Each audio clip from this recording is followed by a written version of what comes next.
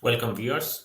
This video is basically the review of year 2022 and what we are expecting in 2023.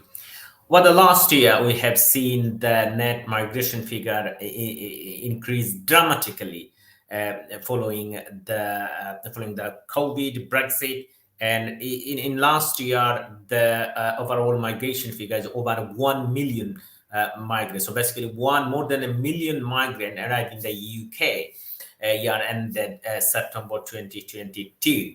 And because of the net migration is so high in the last year, so the government is going to tighten the immigration rules, taking different measures, as stated in Rishi Sunak in the House of Commons last month, to see to reduce the migrant figure of 2023. And remember, the net migrant figure is currently one of the most important political issues where the political party criticized by the other, and therefore the Rishi Sunak, if you want to hold on number 10, then he must reduce the net migration, and therefore he personally now with the Home Secretary working how they can reduce the net migration, and they're targeting many aspects, including spouse visa and other student dependents. So I'll give you a brief idea what we are expecting in 2023. Now, the reason of increasing is basically driven by the Ukrainian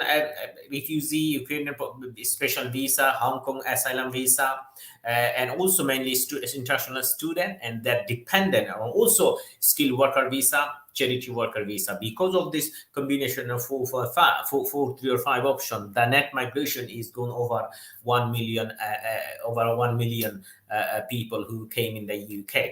Now, over the Christmas, basically, the Home Secretary gave an interview to the Times, and more likely what he preferred, that step she could take is in future to reduce the net migration is the spouses of British citizens, the international students, dependent of international student, shortage occupation, skilled worker visa. So these types of area where they will target to probably tighten immigration rules and so on many steps, as also outlined by the Prime Minister in his speech in number 10. So that is what we are expecting. Now, about the year in 2022, the main three area where three of the leading the immigration issues, immigration policy, mainly outside the Rwanda plan. Now, as you know, the Rwanda future, the last month the High Court has gave his judgment that the Rwanda plan is lawful.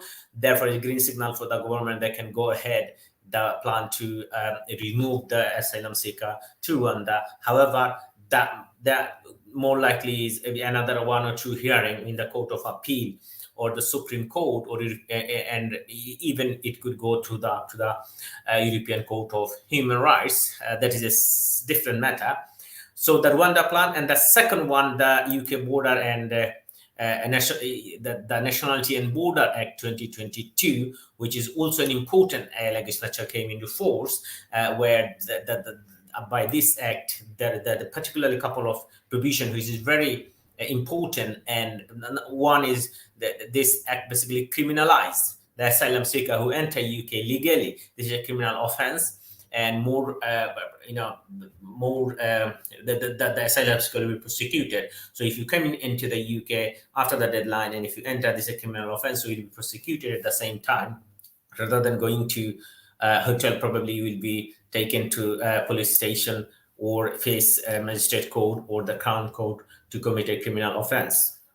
Also, under this act, the Home Secretary can deprive someone from their nationality without giving them notice. So this is another important aspect of UK Nationality and Border Act. The third one, basically, what was the leading about, mainly about the asylum seeker, which is the leading part of immigration law, where the last year Rwanda plan, UK Border and Nationality Act, and one of it's not only last year. I think last couple of years we have seen the increasing amount of migrant asylum seeker who who came to the UK through that channel, crossing the border by dinghy. So this is also one of the important aspect of last year. Government actually struggled to stop the channel crossing, and accordingly prime minister set out his plan for future, because as I said on my earlier, that when the migration goes up, that the net migration goes up, then the government takes step to reduce the net migration, reduce the tighten the immigration rules so that the net migration get reduced. And because if the government is failed to control the net migration, then more likely the prime minister or the home secretary will lose their jobs. So Prime Minister Rishi Sunak set out his plan for future 2023, including the decision-making process is more quicker, double than more immigration enforcement rate, and also some of the steps which he presented in the House of Commons in his own words. So have a look what he said about his plan in 2023, and then we'll discuss more about it. Much further. Over the last month, the Home Secretary and I have studied every aspect of this issue in detail, and we can now set out 5 new steps today. First, our policing of the Channel has been too fragmented, with different people doing different things, being pulled in different directions. So we will establish a new, permanent, unified Small Boats Operational Command. This will bring together our military, our civilian capabilities, and the National Crime Agency. It will coordinate our intelligence, interception, processing, and enforcement, and use all available technology, including drones for reconnaissance and surveillance, to pick people up and identify and then prosecute more gang-led boat pilots. We're adding more than 700 new staff and also doubling the funding given to the NCA for tackling organized immigration crime in Europe. Second, these extra resources will free up immigration officers to go back to enforcement, which will in turn allow us to increase raids on illegal working by 50%. And it's frankly absurd that today illegal migrants can get bank accounts which help them live and work here. So we will restart data sharing to stop this. Third, it's unfair and appalling that we are spending £5.5 million every day on using hotels to house asylum seekers. We must end this. So we will shortly bring forward a range of alternative sites such as disused holiday parks, former student halls, and surplus military sites.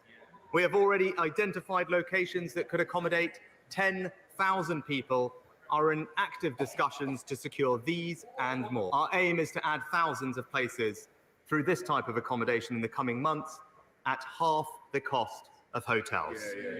At the same time, as we consulted on over the summer, the cheapest and fairest way to solve this problem is for all local authorities to take their fair share of asylum seekers in the private rental sector. And we will work to achieve this as quickly as possible. Fourth, Mr. Speaker, we need to process claims in days or weeks, not months or years. So we will double the number of asylum caseworkers, and we are radically re-engineering the end-to-end process with shorter guidance, fewer interviews, less paperwork, and introducing specialist caseworkers by nationality.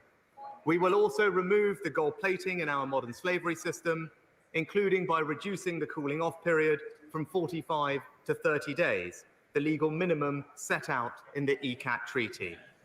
As a result of all of these changes, we will triple the productivity of our caseworkers, and we expect to abolish the backlog of initial asylum decisions by the end of next year. Fifth, Mr. Speaker, and most significantly, a third of all those arriving in small boats this year, almost 13,000 people, are Albanian. And yet Albania is a safe, prosperous, European country. It is deemed safe for returns by Germany, France, Italy, Sweden.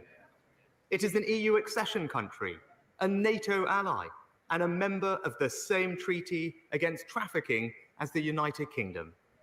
The Prime Minister of Albania has himself said there is no reason why we cannot return Albanian asylum seekers immediately. Last year, Germany, France, Belgium, Sweden, all rejected almost 100% of Albanian asylum claims. Yet our rejection rate is just 45%. That must not continue. So today, I can announce a new agreement with Albania and a new approach.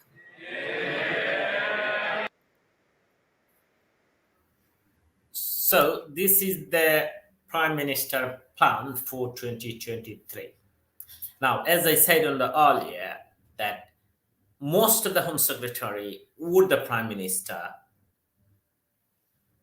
is faced very difficulty to keep their job when the net migration goes up, and this is the top of the top in the political table. So the Prime Minister present his future for what we are expecting in 2023. That is, of course, the Rwanda plan on the table, the law enforcement action, which is raid, it will be increased double or more in, as often we'll see in different factory, restaurant or places, home raided by the UKBA border agency. Those migrant who is overstayed doesn't have right to live in the UK, right to stay in the UK, they will be arrested. Probably they will try to send remove from the UK, or they will try to remove in the Rwanda if they're successful. Rwanda plan will try to implement unless we get a different result in the appeal in the Court of Appeal or Supreme Court, or if the European Court of Human Rights interfere or they give a different judgment. So this is the other option. We will see there is a radical changes. There are significant changes in immigration rules in terms of student visa, in terms of dependent of student visa, in terms of spouse visa, in terms of skilled worker visa, in terms of care worker visa, so dependent visa, family visa, just to reduce the net migration. So in 2022, the three area were leading the immigration. One is Rwanda plan, one is the Nationality and Border Act, and the other one is currently, which is Prime Minister Immigration and Asylum Plan. And the reason is generally the Prime Minister Rishi Sunak is directly involved and advising the Home Secretary, and both work together to reduce the net migration. Therefore, we are expecting that there will be a few radical changes, significant changes, and as the Home Secretary team had already briefed one of the newspaper, which is Times, that said that they targeted the spouse visa, international student dependence visa, and the skilled worker visa. So these are the area where they will work to reduce the net migration. And also the Prime Minister plan is a different one, which is basically target the asylum seeker, which is currently a lot of people waiting for the decision, and Home Office can't remove them from the UK until the Home Office make a decision on their asylum claim. So he will double the decision making process. So currently, so far I know 600 to it will be 1200, 2400, so that he will put resources to increase the decision making, so that the double decision will be made. So that is that, reduce the backlog of the immigration asylum claim. Also, it will be tightened. Both UK and France will work together to reduce the channel crossing, which basically I'm hearing ages and it doesn't work, but I don't know. But probably let's see what they're targeted. They will reduce the cost for accommodation, hotel, rather than give them hotel, they will use different premises, old student hall, military base. So these are the area where they will work. So we don't know yet. Once they publish the different policy guidelines one by one to reduce the net migration, then we'll see. But that is what we are expecting in 2023. Thank you very much, all of you who watched this video. This is a short video regarding what we have seen, the changes in 2022, and we are expecting 2023.